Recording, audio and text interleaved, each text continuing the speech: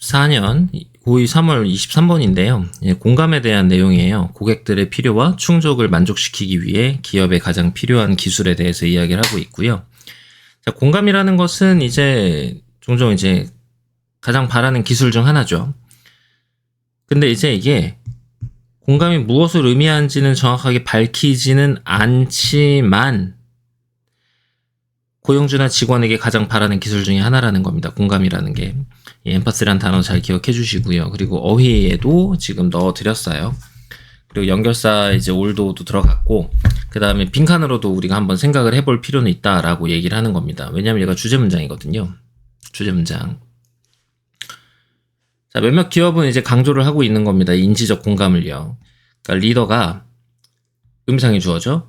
리더가 이해할 수 있는 필요성. 그러니까 뭐를요? 직원과 고객의 관점을 이해할 필요성을 강조를 하면서 중점을 두면서 인지적 공감을 강조하게 된다라는 겁니다. 뭐 할 때? 거래를 협상할 때요. 그러니까 지금 이건 누구한테 하는 말인 거예요? 고용주한테 하는 말인 거죠. 고용주한테 이 부분을 얘기를 하는 겁니다. 그래서 리더는 고객의 관점을 이해할 필요가 있다라고 이야기를 하는 거예요. 자, 코그니티브 엠퍼시에 관련된 내용을 보면요. 정서적 공감, 그리고 공감적 관심을 강조하고 있어요. 결국에는 공감과 관련된 내용인 거죠. 그게 리더의 능력이 되는 겁니다.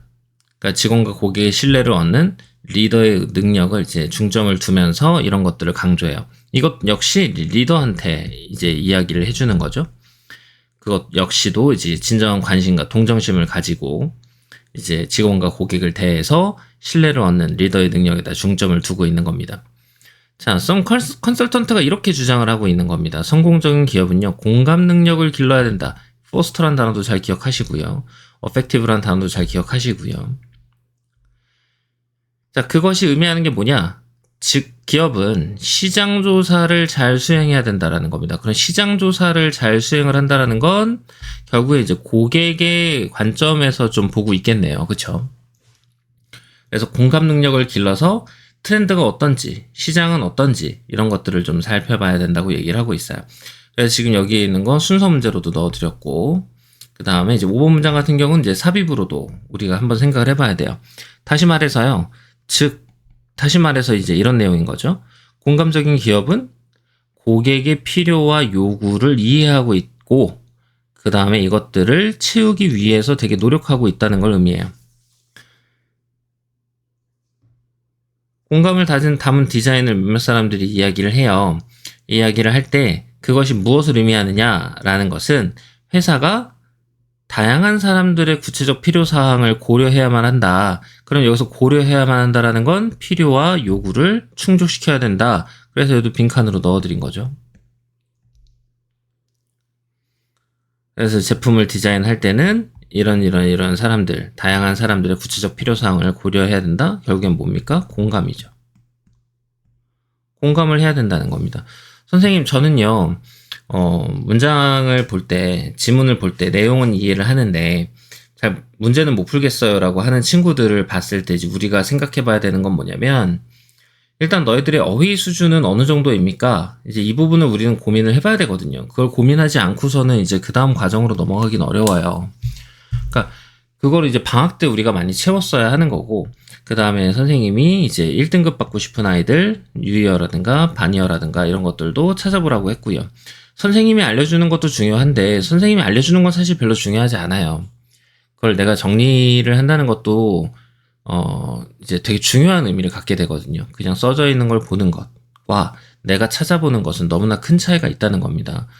그래서 정말 내가 계속 1등급을 받고 싶어요. 아니면 안정적인 2등급은 받고 싶어요. 라고 했을 때 우리가 생각해 봐야 되는 거, 혹은 점수를 올리고 싶어요. 라고 했을 때 우리가 변별력을 가지기 위해서 해야 되는 일들이 필요하거든요. 그러니까 이거를 누가 해준다고 해서 그게 다 완성이 되진 않는다는 겁니다. 꼭 이 부분을 기억을 해주셔야 돼요. 그래서 서머리하고 언더스탠딩 텍스트하고 이 부분 잘 기억해 주시고요. 24번입니다. 연결되어 있는데 스트레스가 쌓이는 겁니다. 그게 디지털 시대에 아이들이 갖는 어려움이에요. 내용이 이해가 되죠. 아이들과 계속 연결되어 있지만 스트레스는 쌓이고 있는 겁니다. 주제문이고 서술형으로도 잘 생각을 해보라는 겁니다. 아이들이 얘기하는 가장 일반적인 문제는 뭐냐면 걔네들이 항상 연락될 수 있어야 된다고 생각을 한다는 거예요. 이 문제라고 얘기했어요. 여기서 중심 소재는 뭐로 봅니까? 연결로 보는 겁니다. 커넥트로 봐야 한다는 거죠. 자, 기술이 그것을 허용하니까 그들은 이제 의무감을 느끼게 돼요. 카톡도 있고요, DM도 있고요, 되게 많은 것들이 있죠. 텔레그램도 있고. 그러면 우리 대부분이 공감하는 것은 쉽다는 겁니다. 여기 같은 내용인 거예요. 너는 아마도 압박을 느끼게 될 거라는 겁니다. 그럼 네가 공감하는 내용은 다 압박을 느끼게 된다는 거예요. 그럼 relate라는 동사에 연결되어 있는 내용인 거죠. 그래, 압박을 느끼고 있구나 라는 겁니다. 이건 뭐예요? 스트레스와 관련이 있죠. 우리가 인간이고요. 그리고 즉각적으로 응답할 수 없다라는 그 사실에 대처하는 것은 매우 힘이 들어요. 어려운 일입니다. 항상 즉각적으로 반응하는 건 너무 어려운 일이잖아요. 그러니까 지금 여기에 서술형으로도 넣어드렸고 문제에 대한 내용인 거죠. 되게 힘들다라고도 얘기했고 어휘 문제로도 다 연결해 드렸습니다. 사회의 사고상고역, 세부적인 것들을 이제 배우고 있는 10대들한테는 더 심각한 문제가 돼요. 이 연결에 관련된 내용이. 계속 답장을 해줘야 될 것 같고 안 하면 어렵고 이런 것들이죠. 그래서 이러한 행동이 때때로 이제 나타나는 방식이 있다는 겁니다. 너의 아이가 친구한테 문자 메시지 보내요. 바로 답장을 안 합니다. 그럼 너는 이제 네가 이 아이가 더 이상 내 친구가 되고 싶어 하지 않는구나 라고 생각하는 건 되게 쉬운 일이 된다는 거죠.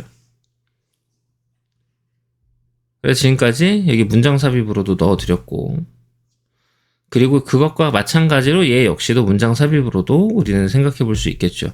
우리가 찍어준 그 문장, 뒷문장들도 되게 중요한 문장들이 돼요. 왜냐면 이제 7번 문장에서 우리는 충분히 6번 문장에 빠졌을 때 문제가 생긴다는 걸 알고 있잖아요. 그러니까 전화기를 폭파시키는 거죠. 그럼 전화기를 폭파시킨다라는 건 뭐죠? 계속 문자를 보내고 있다는 걸 얘기합니다. 계속 문자를 보내서 그 문자 폭탄을 하는 거죠. 그럼 이거는 되게 스트레스를 유발할 수 있다는 거고 심지어 이제 공격적으로도 읽힐 수 있다는 겁니다. 와, 가까이 하면 안 되겠네. 이런 생각을 할 수 있다는 거죠.